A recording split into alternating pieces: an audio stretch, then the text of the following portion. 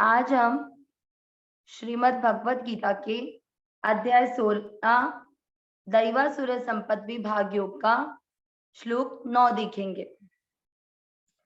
पहला चरण ए ता पर है अनुस्वार, इसको बोलेंगे म, आधा म, क्योंकि शब्द के लास्ट वाले अक्षर पर है, इसलिए इस अनुस्वार का उच्चारण होगा आधा म। एताम, द के नीचे री की मात्रा, इसको क्या पढ़ेंगे? द्री। इसमें ध्यान रखना है कि जैसा हम कृष्ण बोलते हैं क्री, वैसे यहां बोलेंगे द्री, DRI, द्री।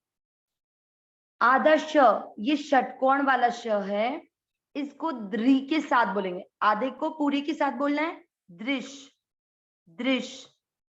ट और ट पे ई की मात्रा, दृष्टि, दृष्टि।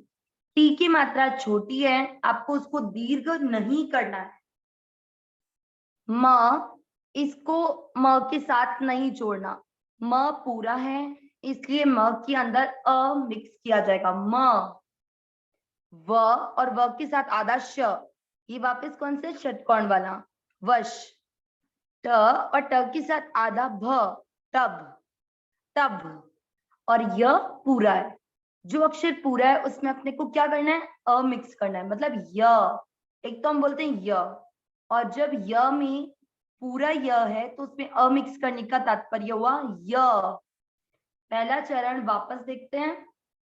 ईताम दृष्टि मवष्टभ्य, वापस ईताम दृष्टि मवष्टभ्य। दूसरा चरण न, आधा श, यहाँ पर सारे षटकोण वाले आ रहे हैं।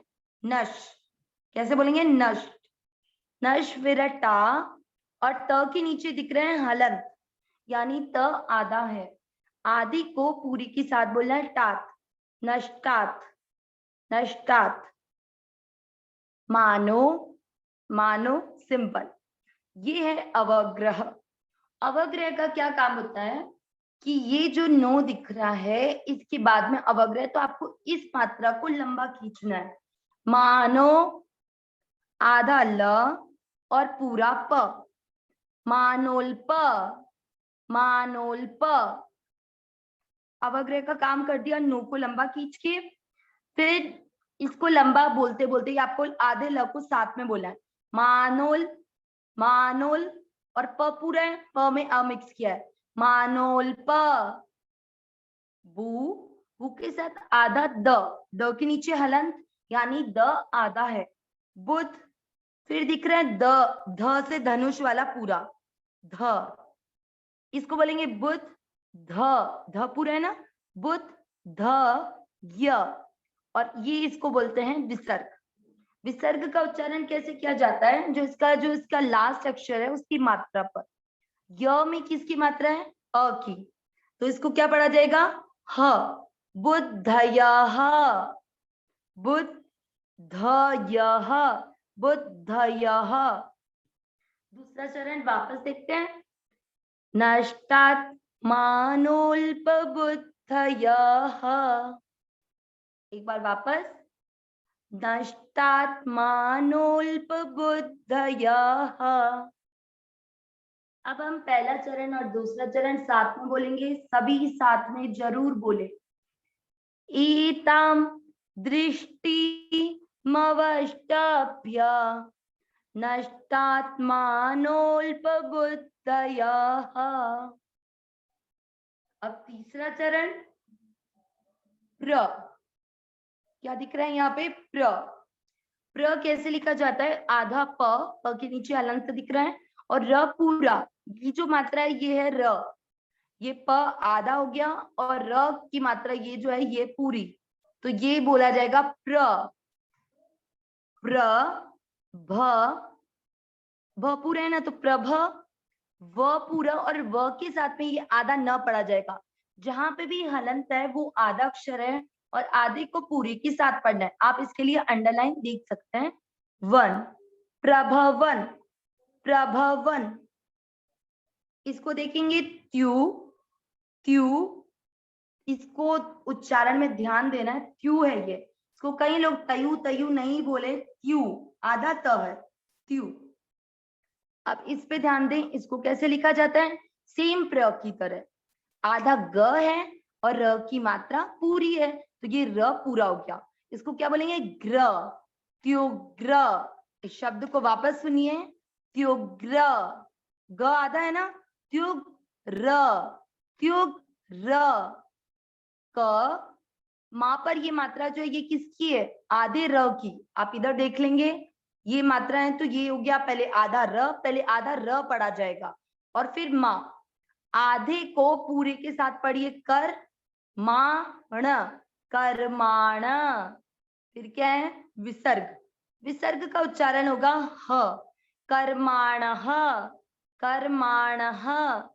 तीसरा चरण वापस, प्रभवन, त्युग्र, कर्माण,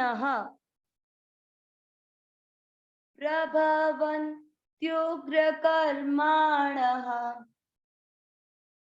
अब हम चौथा चरण, ये अक्षर वो है जो हम कई बार उच्चारण गलत करते हैं, बट प्रैक्टिस करें तो आपका शुद्ध उच्चारण भी आएगा।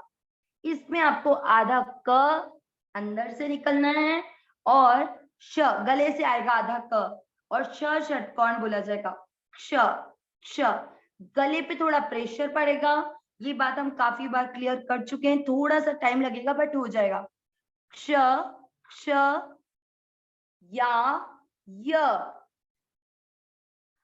क्ष, क्ष, या, य पूरा है ना, तो य में अ मिक्स करना है, क्षयाय।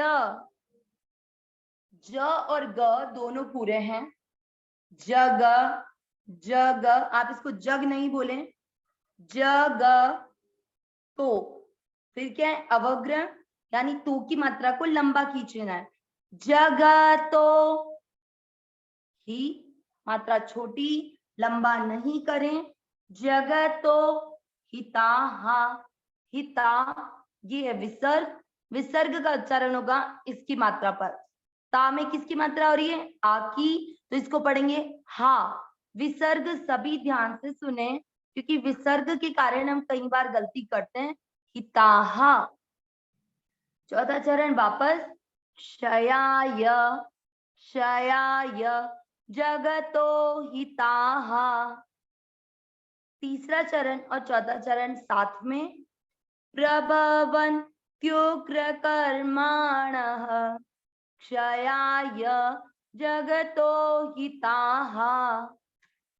अब हम पूरी श्लोक का उच्चारण पहले चरण से चौथे चरण तक करते हैं। एतां दृष्टिमवष्टभ्य नष्टात्मानोऽल्पबुद्धयः प्रभवन्त्युग्रकर्माणः क्षयाय जगतो हिताहा। देखिए, तो को लंबा खींचा, ही को नहीं।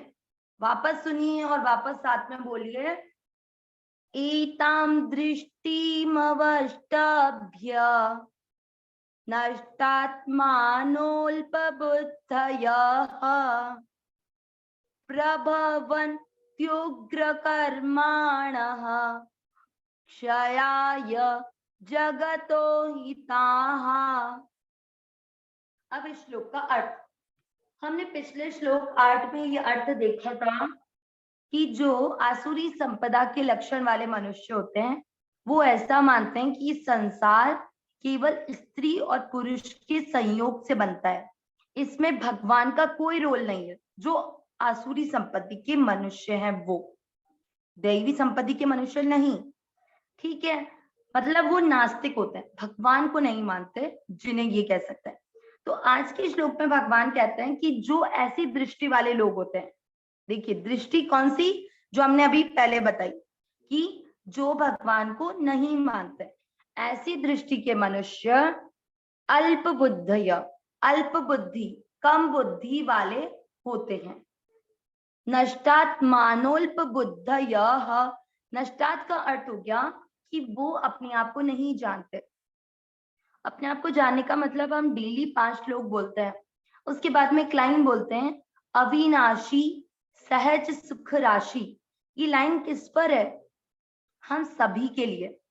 हम जो अभी डर रहे हैं कि हमारा नाश हो जाएगा, लेकिन अगर नाश होगा भी, चाहे किसी बीमारी से या किसी भी चीज से, तो वो होगा सिर्फ शरीर का नाश, हमारा नहीं। तो हम क्या है? अविनाशी हैं। और सहज सुख राशि यानी कोई भी कारण ऐसा नहीं है कि वो हमें सुखी कर सकता है। हम अपने आप ही सुख की राशि है, हमारे पास सुख का भंडार है। लेकिन जो भगवान को नहीं मानता, जिसका मानना सिर्फ ये है कि संसार में स्त्री और पुरुष से ही संसार बनता है, इसमें भगवान का कोई रोल नहीं है, वो कम बुद्धि वाले मनुष्य हैं। और वो अपने आप को क्या मानते हैं? कि वो नष्ट होने वाले हैं, खत्म होने वाले हैं। वो अपना स्वरूप नहीं जानते कि वे अविनाशी हैं और सहज सुख राशि हैं। प्रभवन त्युग्र कर्माणः, अब वो कैसे कर्म करते हैं? उग्र कर्म करते हैं। और उनके कर्म इस संसार का, यहाँ पर अ शब्द जुड़ा हुआ है, तो इसका मतलब हुआ कि जो ऐसे मनुष्य होते हैं, उनके जो भी कर्म होंगे वो इस संसार के केवल अहित करने के लिए होंगे, इस संसार का केवल बुरा करने के लिए होंगे। और उनकी जितनी भी एनर्जी है, उनकी जितनी भी सामर्थ्य है, वो सिर्फ किस में जाएगी? क्षय, नष्ट होने में ही जाएगी। कहने का तात्पर्य है, हम सभी मनुष्यों में बराबर की शक्ति है। आज हम सब यहाँ पर हैं। आज जो मैं कर सकती हूँ वो चीज आप कर सकते हैं, और जो आप कर सकते हैं वो मैं कर सकती हूँ। सिर्फ हमने मान रखा है कि हम कुछ कर नहीं सकते। हम ये मान चुके हैं कि हमारा नाश होगा, जबकि वास्तविकता ये है कि हम अविनाशी हैं और सहज सुख राशि हैं। जब हम इस बात को मान लेंगे, तो हमारी जितनी एनर्जी है वो सारी इस संसार के कल्याण के लिए काम आ जाएगी। नारायण नारायण।